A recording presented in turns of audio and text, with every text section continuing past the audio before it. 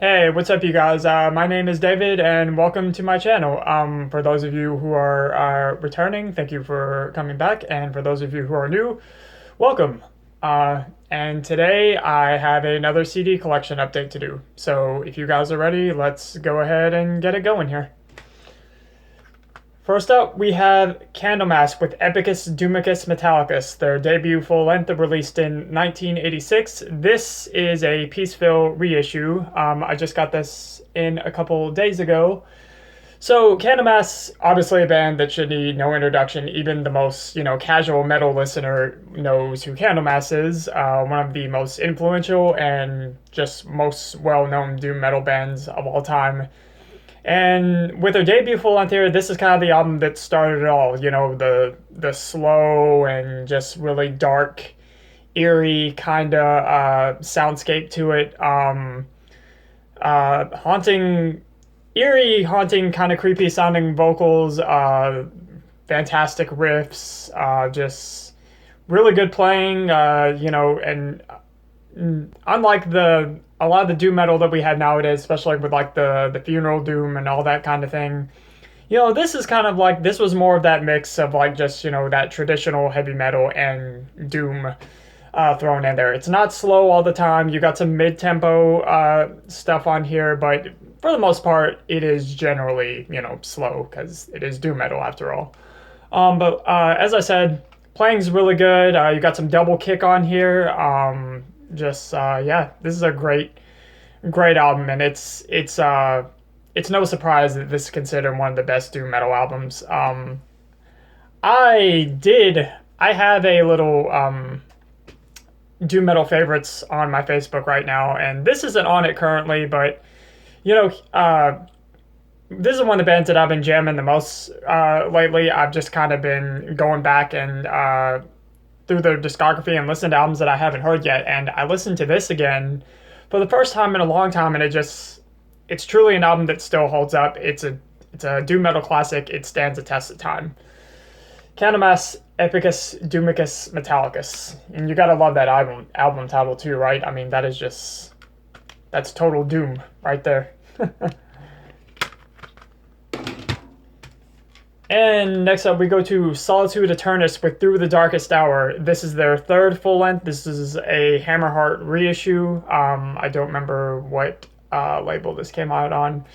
Originally released in 1994. So yeah, Solitude, Aeturnus, and Candlemass are two of the two bands I've been listening to the most right now. I talked about with Solitude, Aeturnus DVD in a previous video how I already went through their entire discography, and it's just fucking flawless from beginning to end. This was not my first choice for a purchase of one of their albums. I originally wanted to get my two favorites from them, Into the Depths of Sorrow and Beyond the Crimson Horizon, but upon doing some research and looking into it, I discovered that Into the Depths of Sorrow and Beyond the Crimson Horizon are kind of pricey.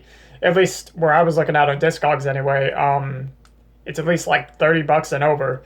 So I decided to go with the other albums, a little easier to find, a little cheaper, and I'll get those two at some point later. But I want everything from the Solitude Aeturnus discography. This band is just absolutely fantastic. Robert Lowe's vocals are just godly. Memorizing his fucking range is awesome.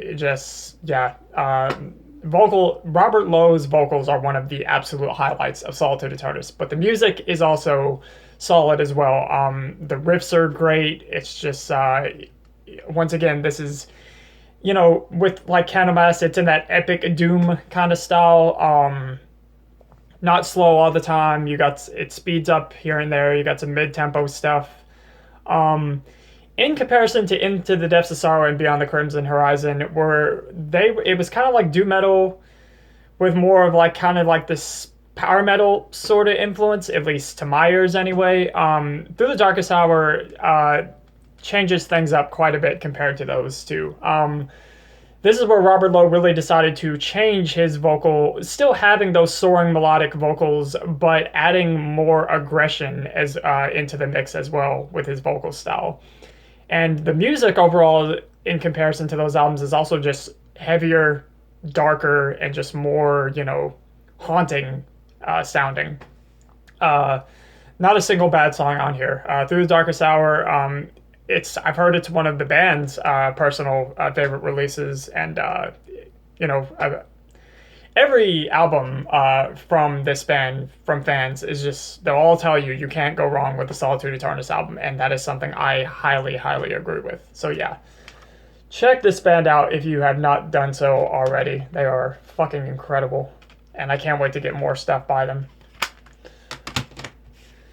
And next we're going to go to Candlemass again, this time with their most recent release. This came out early this year, January, I want to say, maybe February, several months back. And this sees the return of Johann, the vocalist from Epicus, Doomicus, Metallicus, to the band. So after going back and listening to Epicus, Doomicus, Metallicus recently, I cannot believe that is the same singer that is on this album, because he sounds so different here. And I understand that I'm comparing like 86 to 2019, but I mean, you know, you hear a fucking Iron Maiden or a Judas Priest album today compared to like their early shit, you can still tell, oh yeah, that still sounds like Bruce Dickinson, that still sounds like Rob Halford. I don't know, man, this does not sound like the same guy to me. If anything, he sounded more like Messiah on the first album. And here he just kind of sounds like a more gritty, kind of gruff, like Ronnie James Dio maybe. Maybe that's like the best comparison I can come up with. But on to the music. The music is still solid Candlemass. I don't think it holds a candle to the debut or Nightfall or Ancient Dreams, Tales of Creation, any of that stuff. And there's still a lot of albums that I still have to go through from Candlemass, because they have a lot. But I don't know if I'd say it's their worst, but you know, it just doesn't catch me quite as much as a lot of the early material does. But it is still very solid. You got some great riffs on here. Johann, even though he does sound a lot different compared to Epicus, as I previously stated, he does still give a solid vocal performance on here. And as far as like standout tracks, Asterolis, the Great Octopus, is easily my favorite on here and features a fucking killer solo from Tone Iommi. It's just one of those, you know, really iconic just Iommi solos. It just, as soon as you hear it, you know it's him, and it just has all the magic that an Iommi solo should. It's great. Also, the Omega Circle, the closing track, is really, really good, and Death's Wheel features some really cool solos as well. Iommi only has one solo on here. Everything else is, you know, the other guitarists. But yeah, Candlemass, The Door to Doom, it's pretty good. And it does, so far, have a spot on my favorites of 2019. But to me, it just doesn't hold a candle to a lot of the early Candlemass material. Shit, I'm dropping things. But yeah, pretty good. Next up, we go to Cerebral Wrought with Odious Descent into Decay. This is released on 20 Buck Spin. This is their debut full length. Cerebral Wrought is a band from... shit. Yeah, I can't remember where these guys are from somewhere in the US. But Cerebral Wrought is just really filthy, swampy, nasty sounding death metal. So I hate to keep bringing these bands up and making the same comparisons, but if you like Undergang, Hyperdontia, just any of that filthy, ugly death metal shit, you definitely need to check out Cerebral Wrought. If you like the Fetid album from this year, I would also highly recommend, because I feel like this and the Fetid release from this year have a lot of similarities, but they're also plenty different.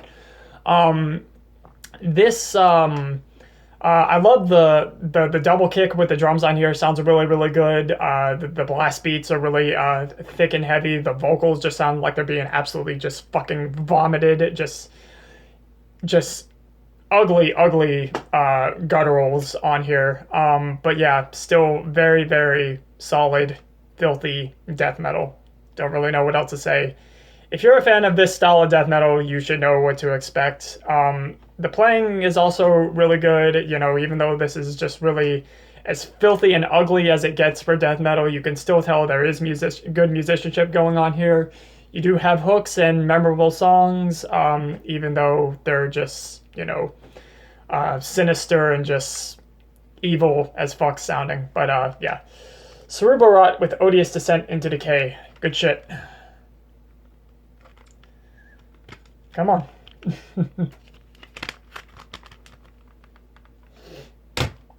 And next up, we go to Ævangelist with their debut full-length. This is the last Ævangelist album that I needed from the discography. I now own all their full-lengths. Except for that one that came out at the same time as Matricide, because I don't believe they gave that a physical release. It was only a digital release. But yeah, moving on. I talked about Ævangelist a lot in that the last video where I showed most of their stuff, and I mentioned that this and Omen X Simulacra are my two absolute favorites from them. It's just, to me, it's their absolute best work, their most just downright fucking scary and just crushing atmospheric death metal works. And just the album cover alone should just tell you what you're getting into here. It's just a fucking masterpiece of dark, atmospheric, horror-filled death metal. I love it. And obviously, it's more than just death metal. There's some black metal elements in here. There's some tinges of industrial thrown in here as well, but it all just mixes together and comes together in a great cohesive way, and it's mentally scarring and just absolutely nightmarish and hellish. Man, yeah. When it comes to this atmospheric style of extreme metal, I think Ævangelists are definitely one of the best that do it. And I completely forgot to mention the album title. And this is always a fun one, but my best... hold on 1 second before I do this. Best way I know to say it is De Masticatione Mortuorum in Tumulis. And the funny thing is, I was just now looking at this CD before I started the video, and the fucking English title is on the opposite side of the fucking spine right here, which is The Divine Church of Fathomless Misery. So that's what it translates into. I don't remember what language that is of the previous title that I just now said. But yeah, anyway, this is an incredible, incredible album. I love spinning this every October, ever since I discovered it, because it is just downright fucking scary. Yeah, don't know what else to say. Ævangelist's debut full length, fucking incredible.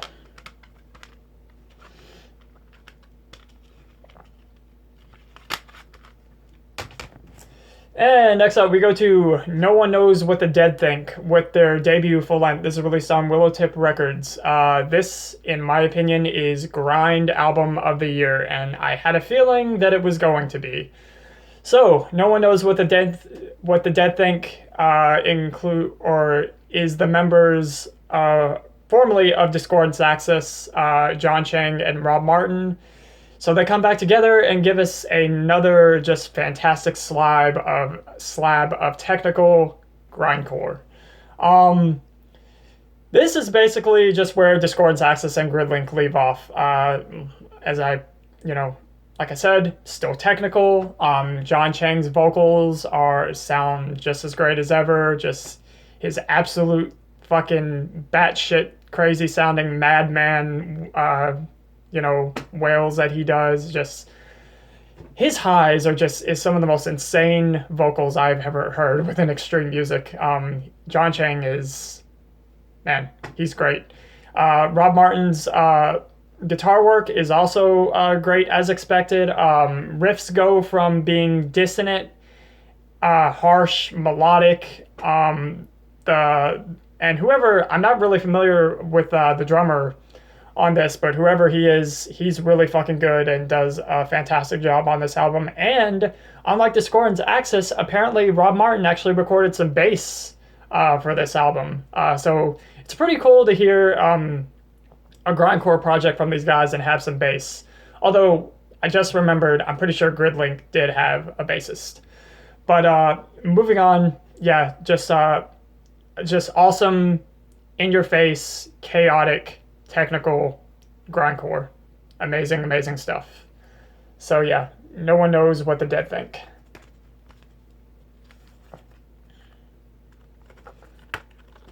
But yeah, Discordance Axis Fan, this should be a fucking no-brainer.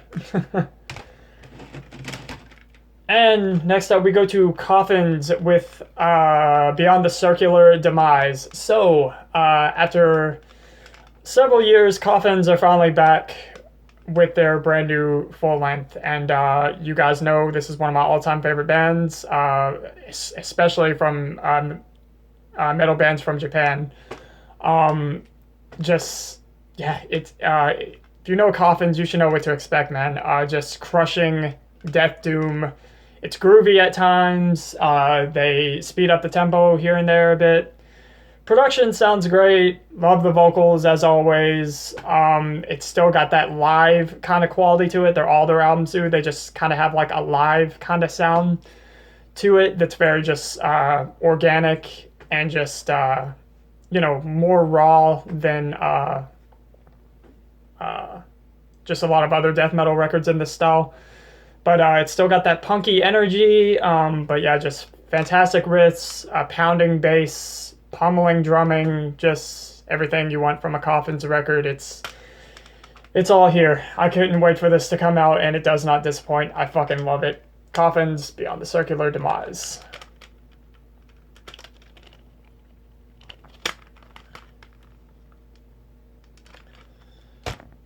I apologize for the glare, but I have to keep my computer on to get to some better lighting. And the last album we're going to talk about today is Crypt Sermon with the Ruins of Fading Light. So, their last Crypt Sermon album was back in 2015, and so I'm going to start by saying this. As much as I love Out of the Garden, I've got to be honest, with Out of the Garden, that album was really just a lot of Candlemass and Solitude Aeturnus worship.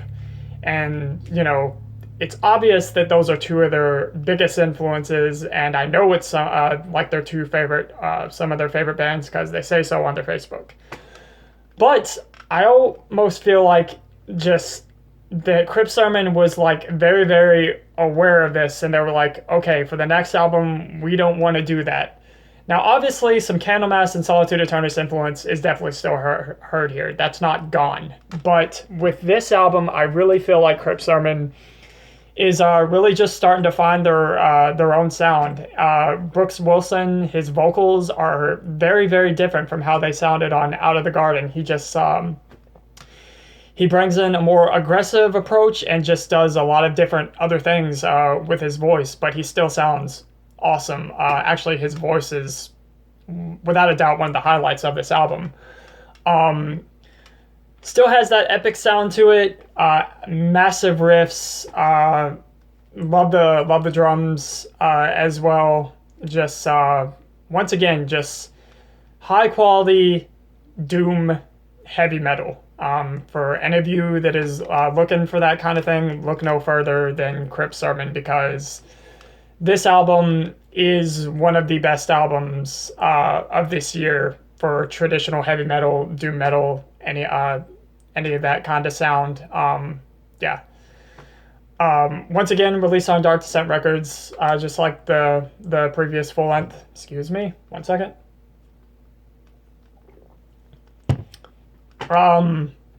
What else was I going to say? Oh yeah, the tracks that are mostly reminiscent of Out of the Garden, I would say, are Key of Solomon, Our Reverend's Grave, which Our Reverend's Grave was originally released as just like a standalone single, and I guess they decided to just scrap that and put it on the new album. And what was the other one? Christ is Dead. So those 3 tracks are the most reminiscent of Out of the Garden. Everything else is, like I said, still has that Crypt Sermon sound to it and is familiar, but just still in a different way that's very unlike the debut Out of the Garden. But just congratulations to this band for still sticking to a sound that is familiar yet new. It's always hard for a band to, be different than their last album, but still stick to a sound that their fans are still familiar with and can still tell it's the same band and everything. That's never an easy thing to do, but Crypt Sermon have definitely done it with the Ruins of Fading Light. And I'm running out of things to say, so I guess I'm going to shut up now. But yeah, definitely check this out. It's definitely one of the best albums this year. Crypt Sermon, The Ruins of Fading Light. And that is going to do it for today's CD collection update. I hope you guys enjoyed it, and as always, I thank you guys for continuing to watch, to like, to subscribe, to comment, all that good shit, and I will see you guys in the next video. Alright, have a good one.